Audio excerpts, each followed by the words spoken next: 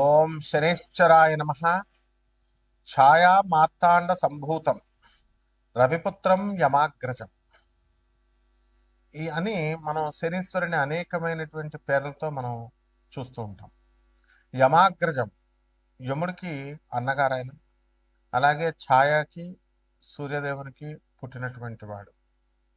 నీలాంజన సమాభాసం రవిపుత్రం యమాగ్రజం ఛాయా మార్తాండ సంభూతం రవి ఈ యొక్క తం నమామి శనేశ్వరం అంటూ మనం పెడతాం కదా.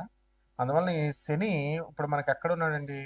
ఈ యొక్క సంవత్సరం అంతా కూడా, పరాభవనామ సంవత్సరం అంతా కూడా శని వక్రించి మీనరాశిలో ఉంటాడు.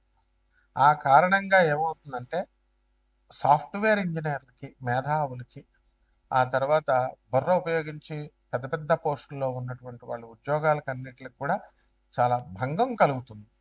అంతేకాకుండా ఆ యొక్క గురుడు మిథున రాశిలో ఉన్నాడు.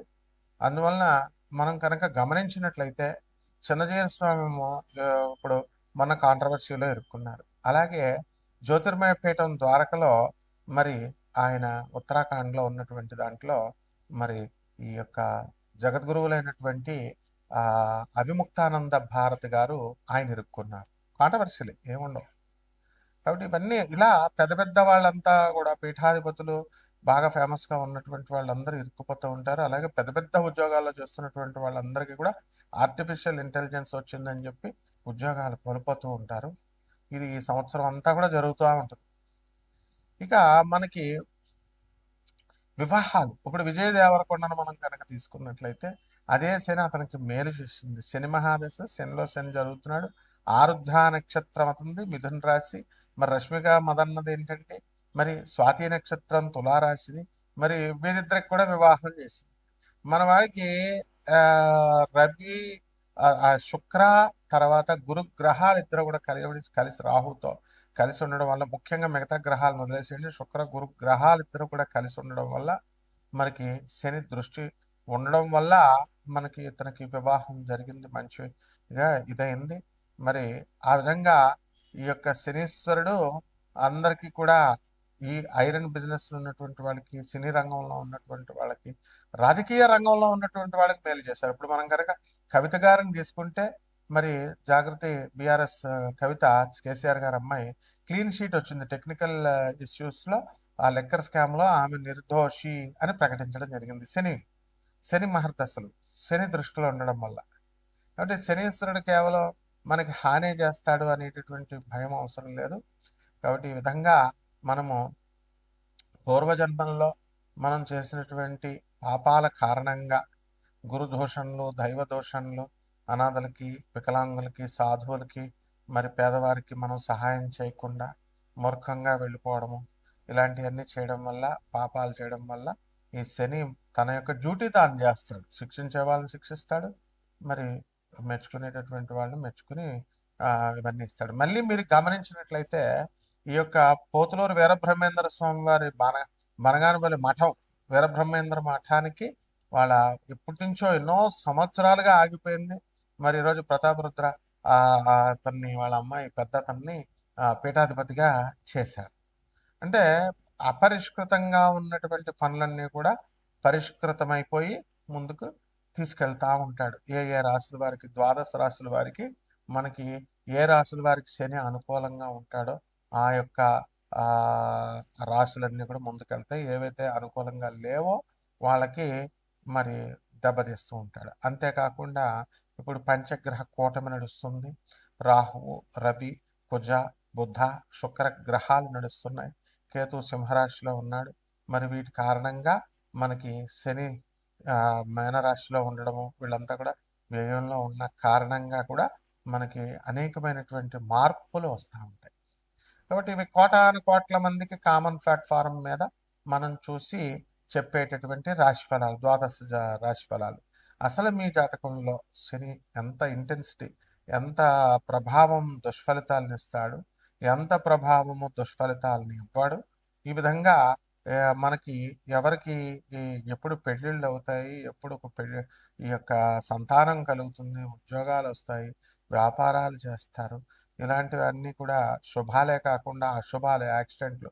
ఇప్పుడు సింహరాశి వారికి ఏం జరిగిందంటే, మఖా నక్షత్రం సింహరాశిలో ఉన్నటువంటి ఒకళ్ళకి మరి బైక్ మీద వెళ్తుంటే అవతల వాడు బైక్ మీద వచ్చేసి గుద్దేశాడు, కోమాలోకి వెళ్ళిపోయాడు. మరి వైద్యం జరగాలి కదండి. మరి ఈ ఈ వాళ్ళ ఇంట్లో వాళ్ళు మరి కొంతకాలమే కదా చేయించగలుగుతారు. మరి చూసి కొంచెం పిచ్చి పిచ్చిగా అరవడం ఇలా చేస్తున్నాడు. ఇంకా గుర్తుపట్టలేకపోతున్నాడు. ఇది కూడా శని ప్రభావం. లేకపోతే వివాహాలకి ఈ గృహ ప్రవేశాలకు అసలే ఇది మనం ఏం కాలం అంటే ఈ యొక్క ఎండాకాలం. ఈ కాలంలో గృహ ప్రవేశాలు ఇవి జరుగుతున్నాయి. ఇవి చూద్దామని చెప్పేసి మన వాళ్ళంతా బంధువులు, అక్కగారింటికి ఓ తమ్ముడు వెళ్ళాడు. తమ్ముడు వెళితే ఏమైందండి, మరి వాళ్ళ ఇంట్లో దొంగతనం జరిగి 1/2 కిలో వెండి, 1,50,000 డబ్బు ఇవి దొంగిలించారు. కేసు పెడదామని పోలీస్ స్టేషన్కి వెళ్తే ఎస్ఐ పొద్దున్న రమ్మంటాడు, సాయంత్రం రమ్మంటాడు. ఎందుకంటే వెండి రికవరీ చేయాలి, పైనుంచి క్రైమ్ రిపోర్ట్స్ అన్నీ కూడా చూపించుకోవాలి. ఏసీపీ, డీసీపీ కాన్ఫరెన్సుల్లో, సిపి కాన్ఫరెన్సుల్లో చూపించాలి ఇవన్నీ కూడా. సో ప్రెజర్ ఉంటుందని ఈ విధంగా కేసు తీసుకోవట్లే. అయితే ఈ విధంగా ఇవన్నీ ఎందుకు, బంగారం రేటు పెరుగుతుందని యూట్యూబ్లో పండితులంతా కూడా మరి దొంగ భూములు చూపించి 5 లక్షలు అయిపోతుంది అని చెప్తే కొన్నారు. మొన్న ఇటీవల వైజాగ్లో బంగారం కోసం ఎక్కువ రేటు పెరిగింది కాబట్టి ఆ బంగారం కొనడం కోసం పీక కోసేసాడు. చూశారు కదా మీరు. దొంగతనాలు జరుగుతున్నాయి, దోపిడీలు జరుగుతున్నాయి. కాబట్టి బంగారం కొనొద్దు ఎవరు కూడా.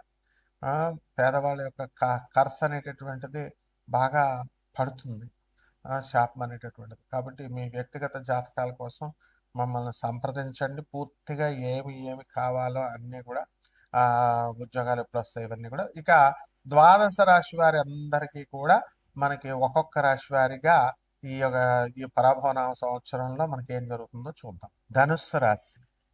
ఈ ధనుస్సు రాశి వారికి అందరికీ కూడా గురుడు మిథున రాశిలో ఉన్నాడండి. విశ్వావసు సంవత్సరంలో పెళ్లిళ్ళు అయిపోయినాయండి, డబ్బులు ఖర్చు, అన్ని పనులు అయిపోయినాయి. అప్పు తెచ్చారు, వ్యాపారాలు పెట్టారు, వ్యాపారాల్లో వచ్చే లాభాలు తక్కువ, కట్టే వడ్డీ ఎక్కువ అన్నట్టుగా బండి ముందుకెళ్ళింది. అర్ధాష్టమ శని అండి. అర్ధాష్టమ శనిలో ఎన్నో సమస్యలు.